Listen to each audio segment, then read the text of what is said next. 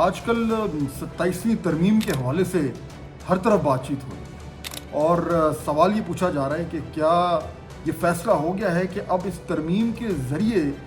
جو موجودہ نظام ہے اس کو اور زیادہ مضبوط کیا جائے. یہ وہ سوال ہے جس کا آج ہم جواب ڈھونڈنے کی کوشش کریں گے اس ویلاگ میں.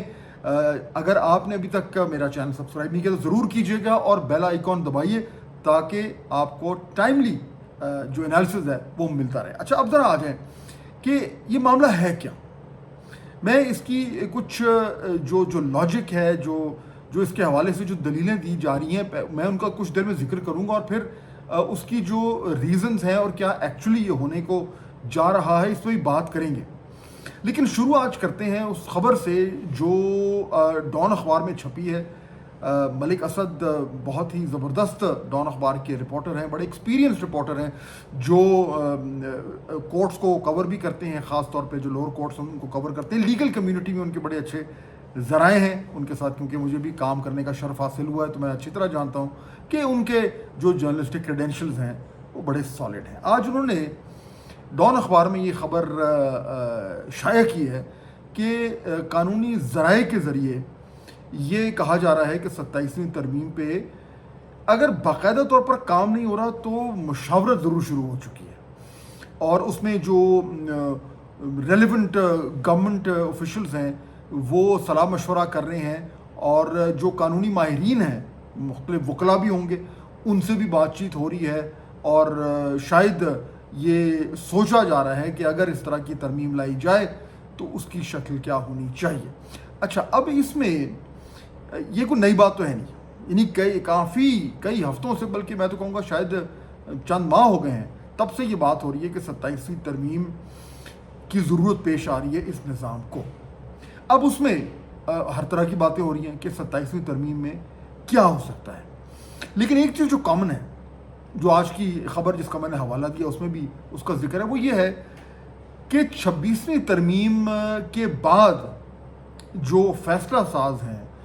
ان کو لگا یوں کہ کچھ تشنگی رہ گئی ہے, کچھ کام جو 26ویں ترمیم میں ہونے تھے وہ نہیں ہو پائے کیونکہ اس وقت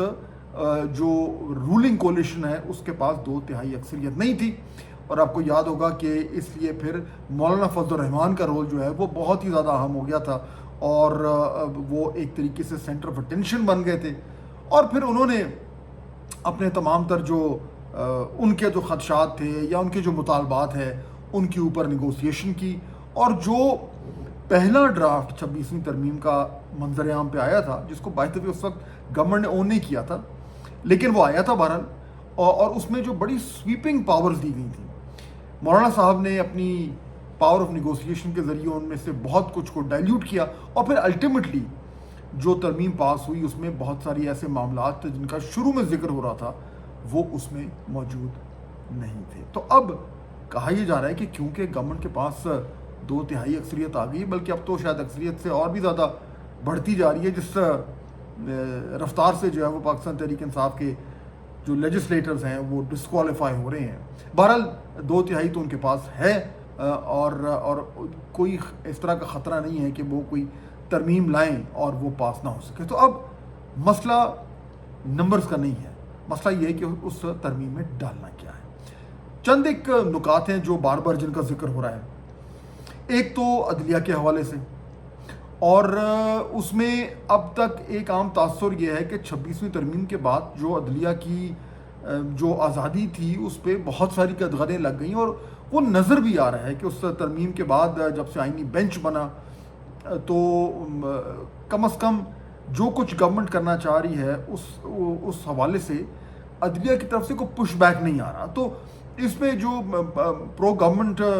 لوگ ہیں وہ یہ آرگیو کر سکتے ہیں کہ نہیں 26ویں ترمیم سے ایسا نہیں ہوا, لیکن حقیقتاً ہر شخص جانتا ہے کہ اب عدلیہ کے پاس وہ سپیس موجود نہیں ہے جو وہ پہلے جس کو انجوائے کر رہے تھے. لیکن ابھی ایک کانسٹیٹیوشنل بینچ بنا ہے. اب کہا یہ جا رہا ہے کہ 27ویں ترمیم اگر بنتی ہے, اگر اس کو تحریری طور پر ایک قانون ساز بل کی ایک شکل دی جاتی ہے تو اس میں کانسٹیٹیوشنل بینچ سے ایک قدم آگے جایا جائے گا اور ایک کانسٹیٹیوشنل کورٹ بنایا جائے گا. یعنی باقاعدہ طور پر پورا کا پوری ایک عدالت ہوگی, صرف بینچ نہیں ہوگا, اور تمام تر جتنے بھی آئینی کیسز ہیں, جس کا مطلب ہے کہ وہ تمام کیسز جو کسی بھی طریقے سے کانسیکوینشل ہوتے ہیں, وہ تمام ون وے دی ادر ان کا تعلق آئین سے ہی ہوتا ہے, تو وہ تمام تر جو ہیں وہ چلے جائیں گے کانسٹیٹیوشنل کورٹ میں. اور جو پیچھے جو باقی ایک نارمل سپریم کورٹ رہ گیا, اس کے بعد پھر چھوٹے موٹے کیس جائیں گے. تو یعنی اگر یہ کہا جائے تو غلط نہیں ہوگا کہ اگر کانسٹیٹیوشنل کورٹ بنتا ہے تو پھر اصل اختیار اس کے پاس ہی ہوگا, اور جو اس کورٹ کا جو چیف جسٹس ہوگا حقیقتاً چیف جسٹس وہی ہوگا, اور سپریم کورٹ کا جو چیف جسٹس ہوگا اس کے پاس اس طرح کے اختیارات نہیں ہوں گے. تو فار آل پریکٹیکل پرپسز معاملات جو ہیں وہ اب کانسٹیٹیوشن کورٹ کی طرف چلے جائیں گے. اب اگلا سوال یہ بنے گا کہ اچھا جی کانسٹیٹیوشن کورٹ اگر بنتا ہے تو اس میں کون لوگ ہوں گے, کون ججز ہوں گے, ان کی اپوائنٹمنٹ کیسے ہوگی. اور ہم نے دیکھا کہ 26ویں ترمیم کے بعد جس طریقے سے معاملات سامنے آئے تو اس میں گورنمنٹ کا بہت بڑا رول ہو جائے گا. اب جو کانسٹیٹیوشنل بینچ میں لوگ جاتے ہیں, جو جج صاحبان جاتے ہیں, اس میں بھی ہم نے دیکھ لیا ہے کہ گورنمنٹ کیا ایک اوور ویلمنگ انفلوئنس ہے, اور ان کے یعنی ان کی ترجیحات کے مطابق ہی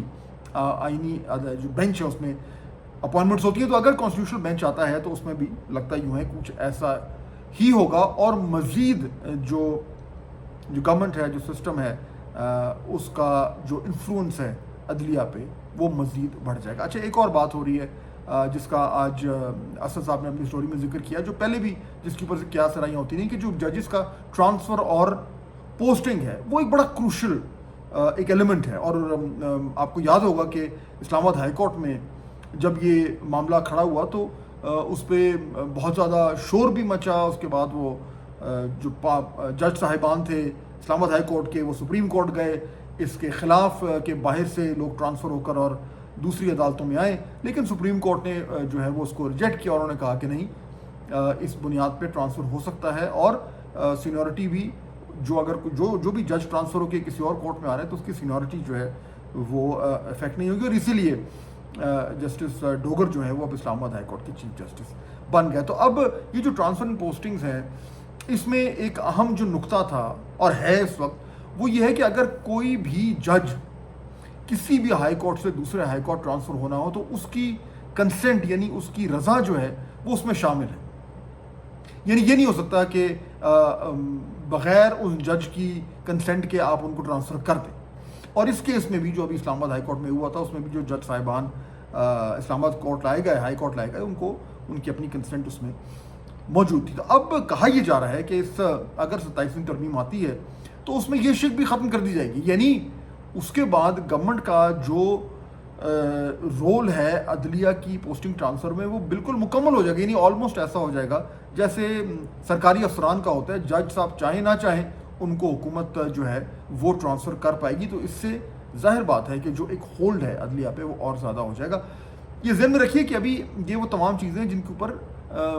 بات چیت ہو رہی ہے, اس میں کوئی حتمی چیز نہیں ہے, اور ممکن ہے کہ الٹیمیٹلی اگر 27ویں ترمیم آتی ہے تو اس میں یہ نہ کچھ ہو. لیکن فی الحال جو بات چیت ہو رہی ہے اور بڑے عرصے سے ہو رہی ہے, اس کے پیچھے جو لاجک ہے وہ اس طریقے سے بتائی جا رہی ہے. پھر اس پہ یہ بھی ذکر ہو رہا ہے کہ NFC ایوارڈ ہے, اس کے حوالے سے کچھ معاملات آگے بڑھیں, کیونکہ یہ ایک اب آواز بہت زور سے سنی جا رہی ہے کہ فیڈرل گورنمنٹ جو ہے وہ تقریباً بینکرپٹ ہو چکی ہے. جب وہ تمام تر جو اس کی فائنینشیل اوبلیگیشنز ہیں, چاہے وہ ڈیفنس بجٹ ہو یا ڈیٹ سروسنگ ہو یا فیڈرل گورنمنٹ کے اخراجات ہوں, پینشن ہو, یہ جب سب کچھ نکلتا ہے تو اس کے بعد فیڈرل گورنمنٹ کے پاس کچھ بھی نہیں رہ جاتا. تو جو نیشنل فائنانس کمیشن ہے اس کو ریویو کرنے کی ضرورت ہے, تاکہ فیڈرل گورنمنٹ جو تمام تر ٹیکسز جمع کرتی ہے وہ جتنے صوبوں کو دیتی ہے وہ جو شیئر ہے وہ کچھ کم کیا جائے, اور صوبوں کے درمیان بھی جو ایک فارمولہ ہے اس پہ بھی نظر ثانی کی جائے. اب اگین یہ بڑا سینسٹیو ٹاپک ہے, اور اس پہ پش بیک آئے گا, پاکستان پیپلز پارٹی کی طرف سے بھی آئے گا اگر ایسے ہوتا ہے. لیکن اگر یہ اگلی 27ویں ترمیم کا حصہ بنتا ہے تو اس کا مطلب یہ ہے کہ کلیئرلی اس وقت جو نظام وقت ہے وہ یہ چاہ رہا ہے کہ جو ہمارا اوور آل سسٹم ہے اس میں بہت ساری بڑی تبدیلیاں لائی جائیں. اور اس کے بعد جو بڑی چیز ہے, the biggest item of all, وہ ہے 18ویں ترمیم. اور اس حوالے سے بھی آپ نے سنا ہی ہوگا کہ بہت ساری ایسی آوازیں ہیں جو یہ کہتی ہیں کہ 18ویں ترمیم میں بہت زیادہ ڈیولوشن ہو گئی، بہت جلد بازی میں جو ہے وہ صوبوں تک چیزیں ڈیوالو کر دی گئیں، اور ان کو ایک بار پھر دیکھنے کی ضرورت ہے تاکہ سینٹر کے پاس کچھ معاملات رہیں۔ اگین لاجک یہ ہے اس وقت جو بات یہ ہو رہی ہے کہ جی سینٹر کو زیادہ اسٹرانگ ہونا چاہیے، زیادہ اختیارات ہونے چاہیے، زیادہ وسائل ہونے چاہیے، اور اس کے ذریعے جو ہے وہ ملک میں یا گورننس کے سسٹم میں اگر بہتری کرنی ہے تو اس کے لیے یہ ضروری ہے۔ اب یہ سب کچھ جو ہے اس میں ایک طرف تو پاکستان تحریک انصاف ہے یا اپوزیشن ہے، وہ شور کرے گی، آلریڈی کر رہی ہے، آپ نے سنا ہوگا ان کی طرف سے آوازیں آنا شروع ہو گئی ہیں۔ ابھی اسد قیصر صاحب نے پریس کانفرنس کی، انہوں نے بھی اس طرح کی کچھ باتیں کی، لیکن پاکستان تحریک انصاف کا اب لیجسلیشن میں رول جو ہے وہ ریلیونٹ ہو چکا ہے، کیونکہ ان کے پاس تو وہ نمبرز ہی نہیں ہیں کہ وہ کسی بھی طریقے سے لیجسلیشن کو چیلنج کر سکیں۔ چنانچہ اصل ایشو آئے گا پاکستان پیپلز پارٹی سے، اور یہاں سے جڑتے ہیں بہت سارے وہ معاملات